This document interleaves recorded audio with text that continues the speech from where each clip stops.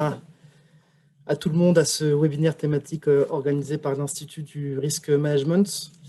Nous sommes ensemble pour 1 heure pour aborder cette thématique de la fonction conformité pour les acteurs de l'assurance.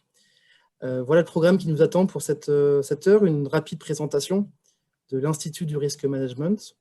Et ensuite, nous rentrerons dans le vif du sujet avec nos 2 animateurs aujourd'hui, Cédric Duchâtel, directeur groupe et conformité et éthique des affaires à AG2R, et Odile Rondoin, associée en compliance chez Deloitte. Merci encore à vous deux d'avoir bien voulu participer à cette conférence. Nous prendrons aussi 5 à 10 minutes pour répondre à toutes vos questions. Et ensuite, nous aborderons une dimension plutôt axée sur la formation, puisque l'IRM répond à ces enjeux de conformité en proposant un programme de formation dédié. L'Institut du Risk Management est donc la filiale de formation de l'Institut des actuaires. L'Institut des actuaires est une structure reconnue d'utilité publique et qui fédère un réseau de 4500 actuaires membres. L'IRM est reconnue pour la qualité de ses formations dans le secteur de l'actuariat et bien plus largement dans le secteur de la banque, de la finance et de l'assurance. Nous avons développé un portefeuille de formation lié à le pilotage de l'entreprise, à l'actuariat, à la conformité, à la data science et à la gestion des risques. Nous avons des formateurs qui sont tous reconnus pour leur qualité de pédagogue et pour leur expertise professionnelle. Nous sommes implantés en plein cœur de Paris, dans le 8e arrondissement, et nous proposons l'ensemble de nos formations à distance et en présentiel. On avait embrayé bien avant l'arrivée du contexte sanitaire pour proposer ces formations à distance. Bien plus qu'un simple lieu de formation, l'IRM a voulu être un lieu d'échange et de débat. Et c'est pour ça que nous organisons très régulièrement des cycles de conférences thématiques sur les thématiques liées à l'actuariat et à l'assurance en général. Et c'est dans ce contexte-là que nous avons demandé à Odilon et à Cédric d'intervenir sur la fonction conformité, sur les enjeux qui se présentent devant les acteurs de l'assurance en 2021. Et c'est l'objet de notre conférence. Odilon, je te laisse la parole. Je te remercie, Olivier.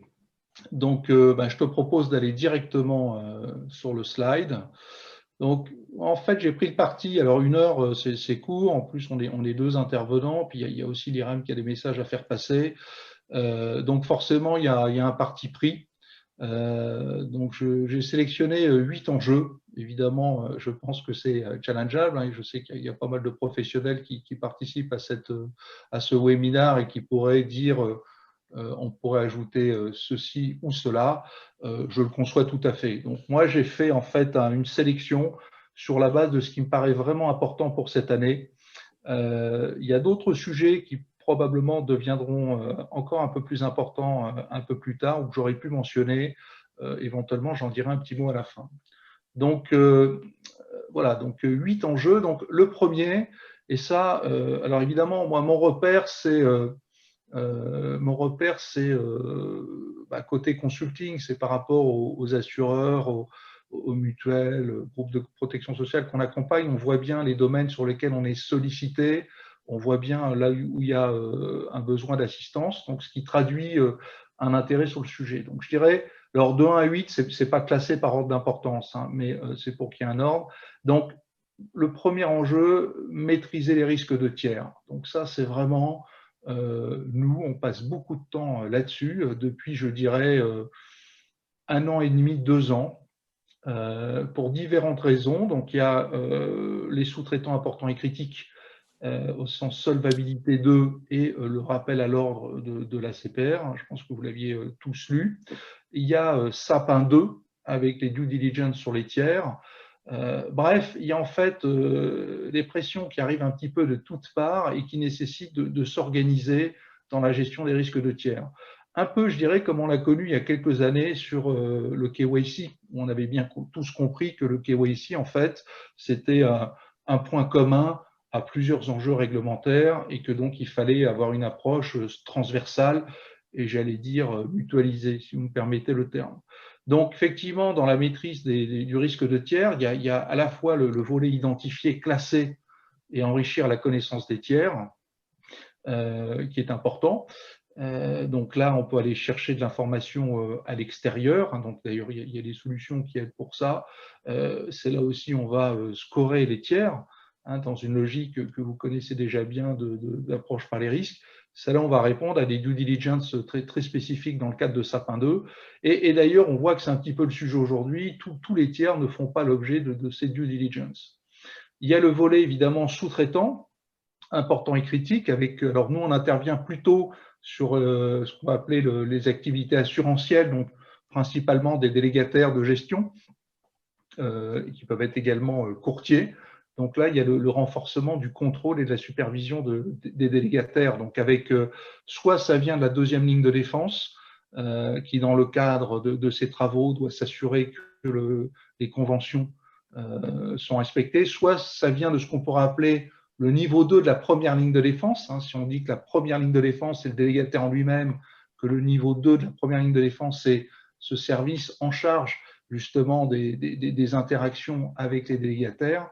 Donc là, il y a un vrai sujet de supervision, de mettre sous contrôle. Et puis, l'autre acteur, ça peut être aussi l'audit. Donc, on est pas mal sollicité par les directions de l'audit interne pour faire des audits de délégataires. Alors, sur un périmètre qui va être plus ou moins large, on peut avoir un périmètre qui intègre, par exemple, la partie IT ou pas. On a d'ailleurs travaillé sur la construction d'un tableau de bord de supervision et de suivi du risque porté par les délégataires. Donc ça, je dirais que c'est le sujet.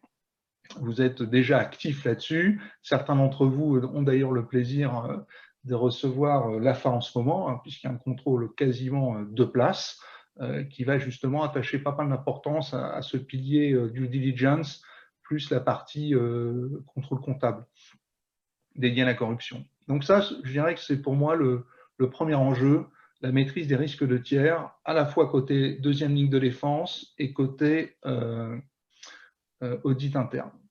Le deuxième enjeu, il n'est pas nouveau, mais aujourd'hui, il prend un peu plus de poids, c'est vraiment responsabiliser, outiller la première ligne de défense.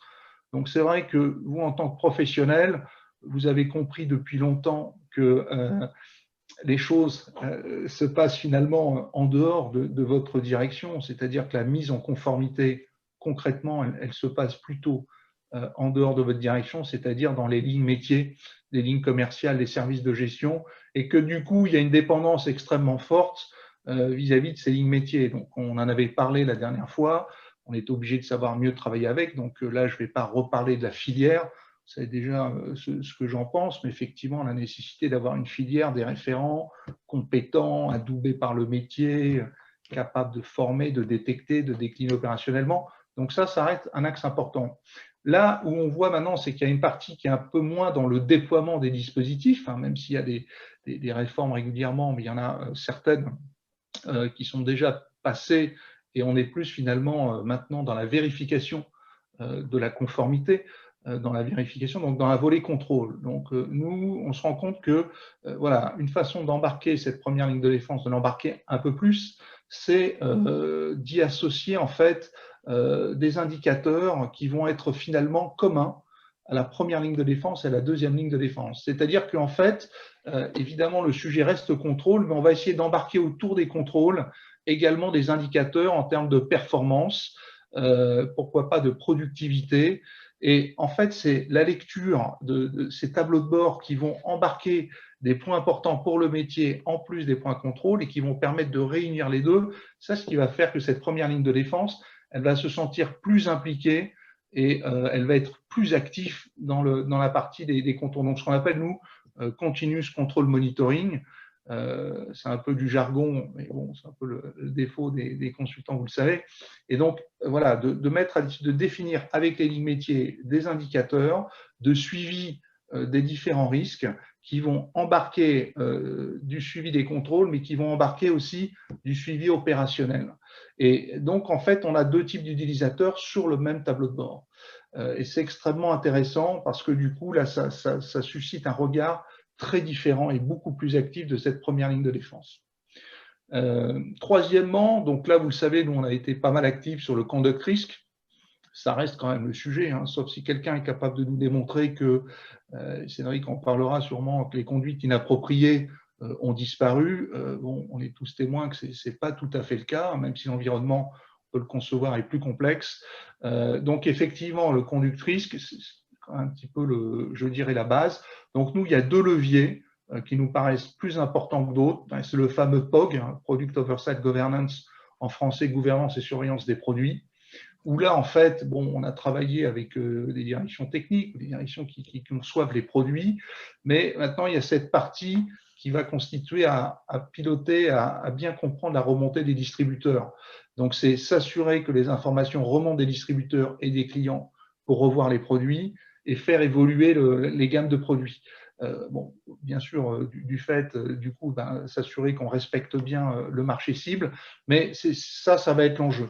Le deuxième enjeu, toujours autour du POC, c'est les produits en stock, puisque là, on a beaucoup travaillé sur les nouveaux produits. Il y a à un moment donné quand même tout ce stock de produits qu'il faut également revoir. Ça va être un sacré enjeu et s'assurer, comme pour les nouveaux produits, qu'effectivement, il y a le fameux value for money, le mot qu'utilisent les Anglais. Donc, il y a une vraie valeur ajoutée.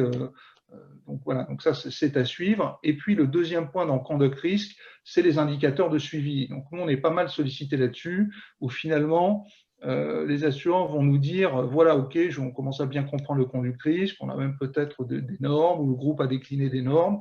Maintenant c'est une notion qu'il faut que tout le monde comprenne bien, et surtout nous-mêmes, il faut qu'on soit capable de le suivre à travers des indicateurs. Donc là c'est le sujet de se dire voilà, comment je construis des indicateurs. Alors, des indicateurs autour de la distribution équitable des profits, des indicateurs de satisfaction client, des indicateurs d'incidents. Donc là, il y a un vrai sujet de pilotage à travers différents indicateurs qui peuvent permettre de suivre effectivement que le conduct risque est maîtrisé. Donc ça, ce sont des réflexions en cours qui vont évidemment s'accentuer au cours d'années et qui sont réellement importantes.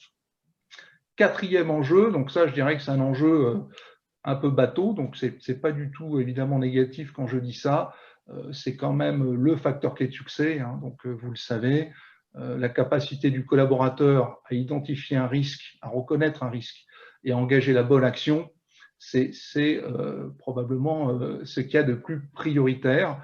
Donc il y a toujours ce travail sur la culture risque. Alors, qu'elle soit là, par exemple, il n'y a pas longtemps, on a eu le plaisir d'intervenir sur des directions techniques, c'est quand même une centaine de personnes, justement autour du conduct risk, pour essayer de s'assurer que ces notions, ces réflexes soient bien compris, bien assimilés, de façon à ce que quand les nouveaux produits seront proposés, eh bien, voilà, les différentes règles seront respectées et la compliance n'apparaîtra pas comme un acteur ralentissant un process, parce que justement, en amont, les sujets ont été bien traités.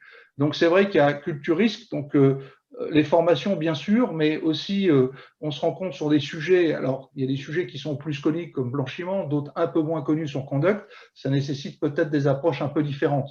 Donc, nous, par exemple, sur conduct, bien sûr, il peut y avoir des formations, mais vous voyez, là, ce qui est écrit, mesurer le niveau de perception. À un moment donné, c'est intéressant comme point de départ de voir un petit peu comment c'est perçu. L'implication du management, le cadre normatif qui est mis à disposition, les formations existantes, les éventuelles remontées d'incidents.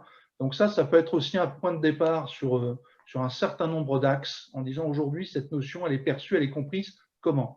Et ça peut donner un levier ensuite pour dérouler, décliner, concevoir des formations très opérationnelles.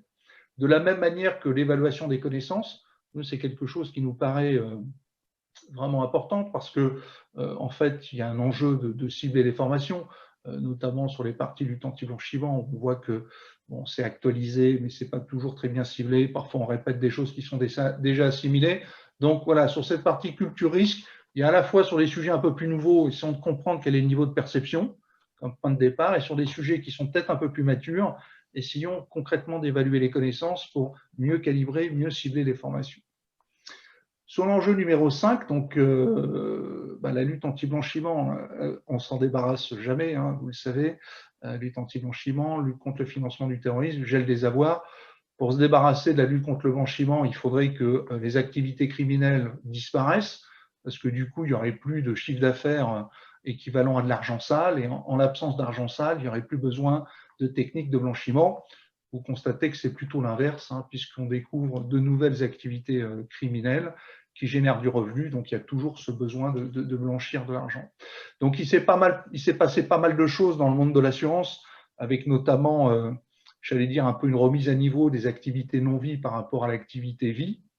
D'ailleurs, ça ne vous a pas échappé que Tracfin nous a signalé que cette année, le nombre de déclarations de soupçons du secteur de l'assurance, au sens large, c'est la même quantité en provenance de la vie qu'en provenance de la non-vie.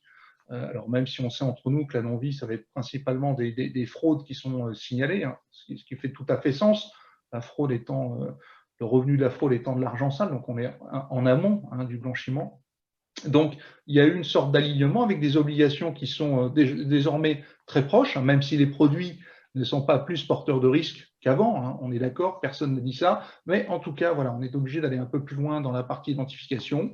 Donc ça, c'est important, ça impacte les processus de souscription. Donc il y a des sujets qui sont aujourd'hui sur la table et sur lesquels il faut progresser. Donc il y a eu aussi le pilotage consolidé de la CPR. Ça ne date pas de cette année, mais ça reste quand même un sujet, surtout quand on est multifiliale, multibranche, le client qui rentre par Yard et qui va sur vie ou qui rentre par vie et qui va ensuite en santé prévoyance. Et la troisième chose que l'on voit, et ça c'est vraiment intéressant également, c'est certains acteurs qui n'hésitent pas aujourd'hui à remettre à plat l'outillage FCBFT. C'est-à-dire que par rapport à des éditeurs traditionnels, qu'on connaît, je ne vais pas les citer, qui sont implantés depuis un certain temps, eh bien, il peut y avoir à un moment donné une volonté de remettre à plat et de se tourner vers des solutions qui sont un petit peu différentes et qui permettent de faire un peu plus de choses ou au moins de donner un peu plus la main sur le dispositif. Voilà, donc sur lutte anti-blanchiment, je dirais 3 sujets qui me paraissent clés, c'est les scénarios. Moi, je suis toujours surpris quand je vais chez certains acteurs de voir que j'ai toujours pas de tableau pour suivre de manière vraiment percutante la pertinence des scénarios, tout le chemin de l'opération à l'examen renforcé, à l'ADS. Et donc un travail en plus, il y a l'analytics qui est extrêmement intéressant sur lequel on peut s'appuyer, voilà, le pilotage consolidé et la remise à plat de l'outillage. Alors je vérifie mon temps, donc ça va. Ensuite, 6e enjeu, la conformité native ou la compliance by design. Bon, ce n'est pas à vous non plus que je vais apprendre ça, mais on est d'accord, on l'a vu, que la digitalisation se poursuit avec les fintechs, notamment en accélération, et puis l'effet Covid qui a poussé les entreprises à reconsidérer les parcours clients, notamment à permettre de la souscription à distance sur des produits qu'on ne pouvait pas souscrire à distance, ou de permettre des actes de gestion qu'on ne pouvait pas faire avant à distance. Donc, il y a de toute façon un élan déjà qui date un peu, mais qui se confirme encore sur la partie digitalisation, et de fait qui vient challenger cette conformité. Et là, plus que jamais, cette fonction conformité, elle a besoin, que ce soit sur les souscriptions, la gestion, d'être embarquée le plus en amont possible. Donc, c'est ce qu'on appelle la conformité native, pour que dans les nouveaux parcours clients, dans les nouvelles applications de souscription, on puisse, dès l'origine, directement à l'intérieur des outils, embarquer du contrôle, de façon à ce que derrière, le niveau de conformité soit de fait sur les nouvelles affaires plus important. Donc, je sais que c'est un combat des compliance officers là, qui sont connectés. Certains, ça se passe bien, d'autres, c'est plus dur. Mais effectivement, quand on a la possibilité d'embarquer en amont de la conformité native, vous le savez tous, on gagne énormément de temps derrière. Donc ça, c'est quelque chose qui est encore plus important aujourd'hui. Du coup, c'est une opportunité aussi pour nous, encore plus important aujourd'hui avec une accélération de la digitalisation. Ensuite, sur le volet 7, s'appuyer sur les nouvelles technologies. Donc ça, c'est un peu un standard. Donc je le rappelle, vous le savez, mais on a quand même de la chance, nous, côté compliance, puisqu'on est un terrain de jeu pour les nouvelles technologies, que ce soit l'automatisation avec les robots, que ce soit l'intelligence artificielle, que ce soit le machine learning, que ce soit la blockchain. Je n'ai pas mis, blockchain, je connais un petit peu moins, mais on est un vrai terrain de jeu. Donc, il y a tout un tas d'initiatives intéressantes. Il y a beaucoup de use cases. c'est très intéressant. Donc, que ce soit l'automatisation de certains processus qui permettent de gagner énormément de temps, que ce soit de l'analyse du machine learning sur les alertes LCBFT qui permettent de les classer, la plus urgente à traiter à la moins urgente, que ce soit de l'intelligence artificielle. Il y a tout un tas de use cases. Alors, soit plus les RegTech. Bon, alors RegTech, ça va être des solutions extérieures à l'entreprise, mais on peut avoir aussi des solutions qu'on développe soi-même, hein. Donc ça, c'est extrêmement intéressant parce que ça nous permet de réellement s'appuyer sur des RegTech pour changer certaines choses ou pour résoudre des problèmes. D'ailleurs, aujourd'hui, concrètement, quand un compliance officer souhaite faire évoluer le modèle opérationnel de son département, de sa direction, et qui se retrouve devant son COMEX, c'est difficile de ne pas avoir dans les options des options nouvelles technologies, donc d'avoir le recours à une RegTech, le recours à des choses qui sont différentes et qui capitalisent sur les choses qu'on peut faire aujourd'hui qu'on ne pouvait pas faire avant. Donc ça, c'est extrêmement intéressant. À noter que parfois, il y a des initiatives, nouvelles technologies dans l'assurance, mais qui n'ont pas encore rencontré le use case compliance. Gardons en tête, donc à nous de les repérer, c'est-à-dire que soit vous êtes vous-même directement compliance consommateur de nouvelles techno à travers des RegTech ou vos propres solutions, soit en fait il y a un centre dans l'entreprise qui est orienté nouvelles technologies et qui en général n'a pas forcément été initié par compliance, je dirais plutôt par la partie BizDev, mais qui est à la recherche de terrain de jeu, de use case. Donc c'est intéressant de se signaler, d'exprimer ses besoins, et là on voit qu'on peut gagner beaucoup de temps. Dernier enjeu, et qui n'est pas le moindre, donc la data, les données. Là, il n'y a pas longtemps, on était sur un job où on travaillait sur le sujet bien connu du revenu et du patrimoine. Bon, c'est vrai qu'on est obligé d'embarquer le revenu, la notion de revenu dans les scénarios. Sinon, c'est très difficile de montrer qu'on ne différencie pas les règles selon les profils clients. Bien, du coup, le revenu, la fiabilité de ce données, alors évidemment, ça dépend des activités. Là, je suis plus dans des parties épargne, dans des parties banque assureur. Donc, la fiabilité du revenu, donc là, c'est très difficile. Donc, on voit que fiabiliser la data, c'est repenser le processus de collecte, c'est accompagner le changement, toujours, puisque l'effort, bon, vous le savez, ceux qui me connaissent, moi je suis très axé conformité opérationnelle, donc vraiment mon objectif c'est modifier la façon dont les choses se passent sur le terrain, et ça je sais que j'ai besoin des lignes métiers pour le faire. Donc effectivement, la data, ça va jusque retravailler sur la collecte, convaincre les personnes que la donnée est utile, même si pour eux, dans l'acte commercial pur, ou même parfois dans la tarification, ne sera pas utile.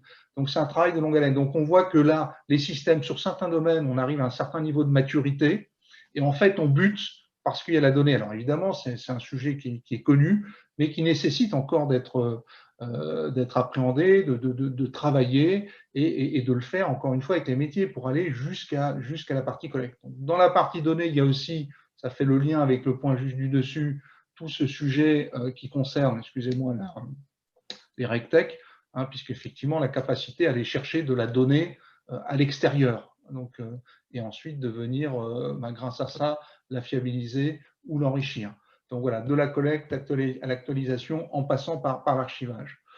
Donc voilà, ça fait 20 minutes que je parle. Donc je vais avoir le plaisir de passer la main à Cédric. Je reste aussi à disposition pour des questions, évidemment. Et puis, voilà, donc bonne continuation dans le webinaire. Évidemment, je reste connecté. Merci beaucoup, Odilon. J'espère, est-ce que vous m'entendez bien? C'est parfait. Donc, je vous propose de faire un pas de côté peut-être par rapport à la démarche conformité compliance classique pour aborder une dimension qui me semble extrêmement importante, c'est l'éthique des affaires. Là, donc, je vais essayer de vous expliquer pourquoi ça me semble être un sujet aujourd'hui. Qu'est-ce qu'on entend par éthique des affaires? Parce que c'est un concept qui peut sembler parfois un peu obscur, alors que la vision que j'en ai, c'est quelque chose de très, très opérationnel, et de faire le lien entre les enjeux d'éthique des affaires et le risque de réputation. Voilà. Alors, premier élément, et je pense que ça n'échappe à personne, c'est qu'aujourd'hui, la société civile est de plus en plus sensible aux enjeux de probité. Alors, qu'on appelle probité, qu'on appelle intégrité, qu'on appelle transparence, qu'on appelle pureté. Je dirais, peu importe le mot qu'on va donner, mais il suffit d'ouvrir son poste de télévision ou un journal pour se rendre compte qu'il y a une exigence citoyenne qui est de plus en plus forte et qui va donc toucher, voire même percuter le monde des affaires et le monde de l'entreprise. Et il est important que l'ensemble des entreprises, et pas seulement le secteur bancaire ou assureur, mais toutes les entreprises, se saisissent bien du sujet. Alors, quelques exemples, hein, les Panama Papers, l'évasion fiscale, les enjeux autour du lanceur d'alerte. On a le sujet du travail forcé, notamment du travail des enfants.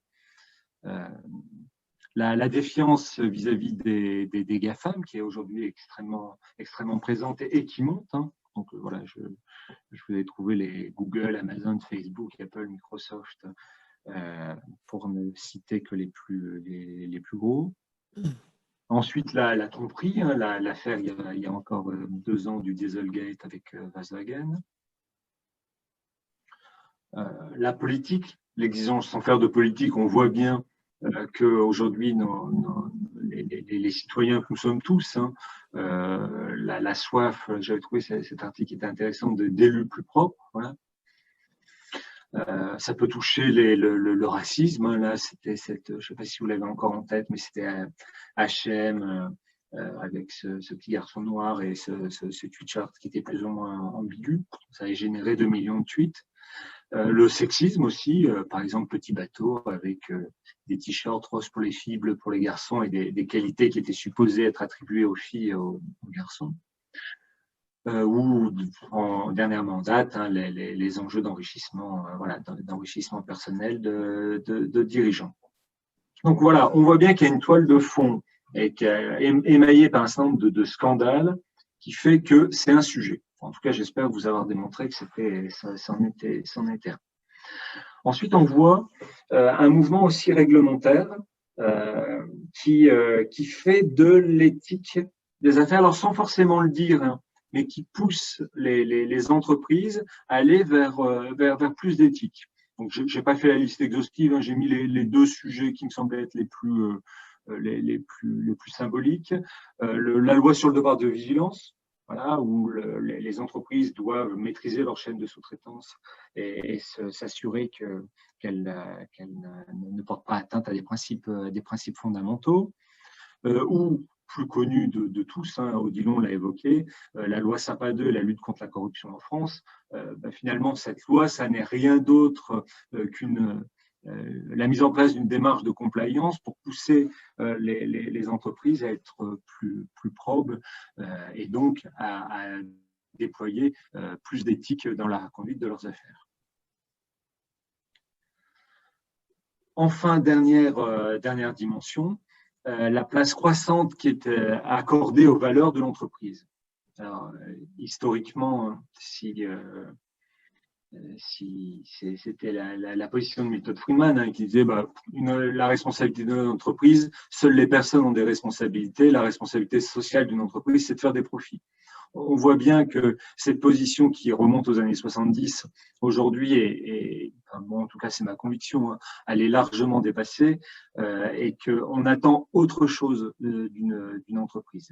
Donc, 2 exemples, hein, pour illustrer cette conviction. Hein. La loi Pacte est la raison d'être, voilà, avec cette volonté réglementaire de pousser les entreprises à réfléchir à leur place par rapport aux personnes, par rapport à la planète et par rapport au profit. Et donc, quel arbitrage les entreprises sont capables de faire aujourd'hui entre ces différentes dimensions. On est dans la continuité de toute la démarche RSE, hein, qu'on connaît tous, et les entreprises à mission, avec une recherche de plus en plus affirmée de sens. Voilà, ça c'était un peu pour vous poser rapidement la toile de fond. Et donc l'éthique des affaires dans tout ça, qu'est-ce que c'est et comment ça s'inscrit dans cette démarche. Donc déjà, pour moi, la première idée, c'est que aujourd'hui, c'est une nécessité. pour les entreprises donc de faire de l'éthique pour les raisons que j'ai évoquées. Et c'est aussi intéressant de se dire qui est le mieux placé pour faire de l'éthique des affaires dans l'entreprise. Et je pense que les directions compliance ont un vrai intérêt à se saisir du sujet et à ne pas laisser la place à une direction des ressources humaines ou à d'autres directions dédiées ou ad hoc pour ce sujet.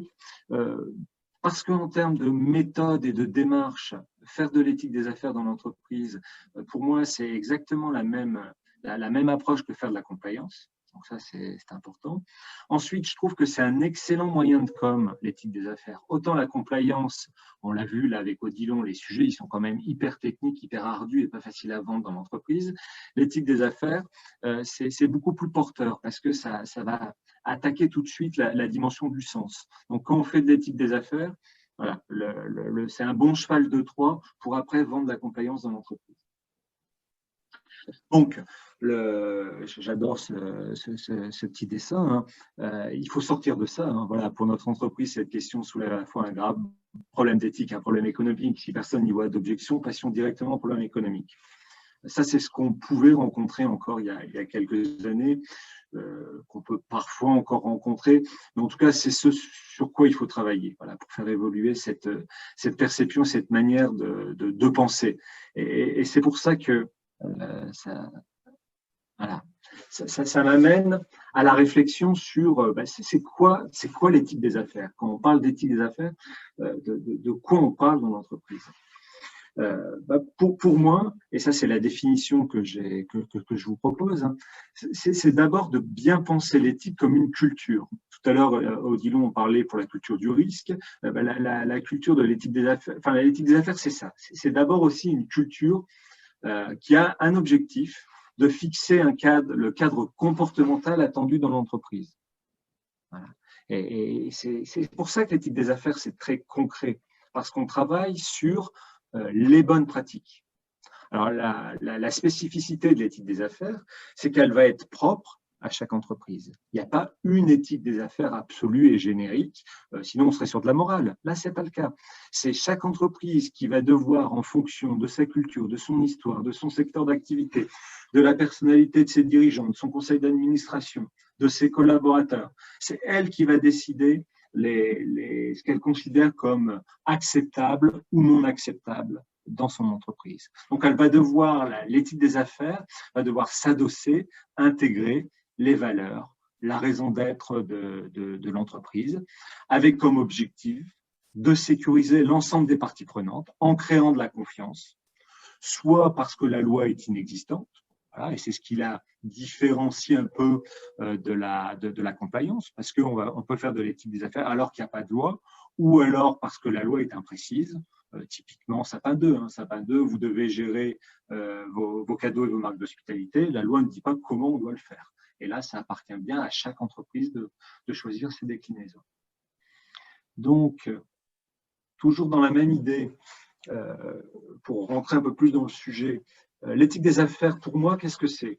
Donc, vous l'avez compris, c'est un cadre de référence, de bonnes pratiques, en cohérence avec la raison d'être et l'engagement sociétal de l'entreprise. C'est aussi un engagement individuel et collectif qui vise à réinterroger les pratiques au service et des clients d'une part et de la réputation de l'entreprise d'autre part. C'est ensuite une recherche d'amélioration de la performance sur l'ensemble de la chaîne de valeur. Et tout ça n'est possible que si on arrive à générer une montée en compétences et du management et des équipes. Maintenant, l'éthique des affaires, ça n'est pas quoi? Ça n'est pas une démarche moralisatrice visant à distinguer ce qui est mal, ce qui est bien ou mal, ce qui est juste de ce qui ne l'est pas. Ça, c'est extrêmement important pour moi. Je le répète très souvent dans mon groupe.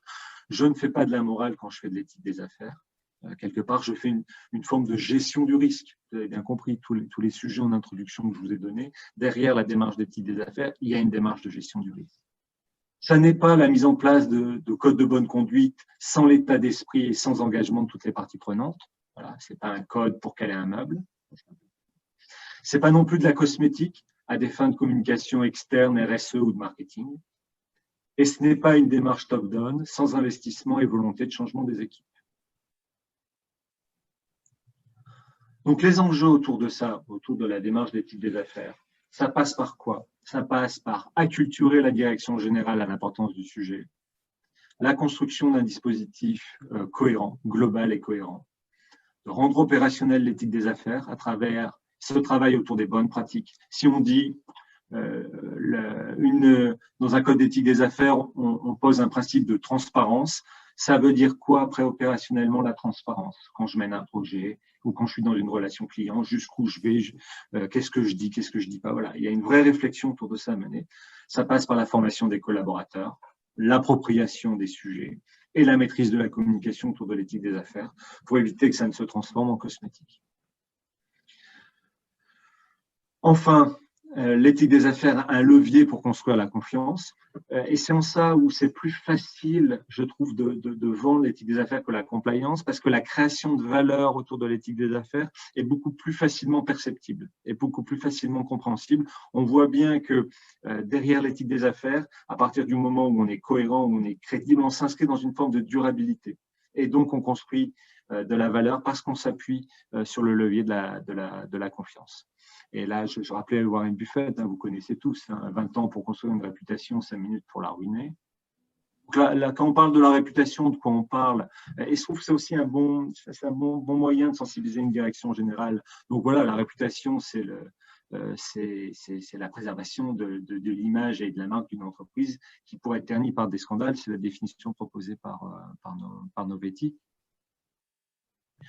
Ce que j'ai trouvé quand j'ai fait un peu de recherche autour du sujet, c'est qu'économiquement, effectivement, la réputation et le risque représenteraient 25% de la valeur. Et si on pense à Enron, c'est bien un scandale de réputation et d'éthique des affaires qui a entraîné la faillite de l'entreprise. Donc, ça peut aller beaucoup plus loin que 25%. C'est un risque qui est considéré comme important par les dirigeants.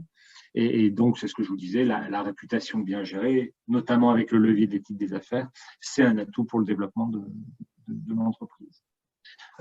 Et enfin, c'est un sujet de direction générale. Voilà. On voit bien que lorsqu'une entreprise fait n'importe quoi sur le terrain d'éthique des affaires, c'est son dirigeant qui peut se retrouver exposé en premier plan. Et ça, les dirigeants n'aiment jamais, comme n'importe lequel d'entre nous, se retrouver en front. Donc voilà, j'étais un peu stressé avec le respect du timing, mais ça permet de laisser un peu la place aussi aux questions. Donc voilà, ce que je voulais vous dire, c'est un sujet pour moi aujourd'hui, l'éthique des affaires, qui vient vraiment compléter la démarche de compliance telle que Guillaume a pu la rappeler et la présenter. Voilà. Merci Cédric pour ton intervention.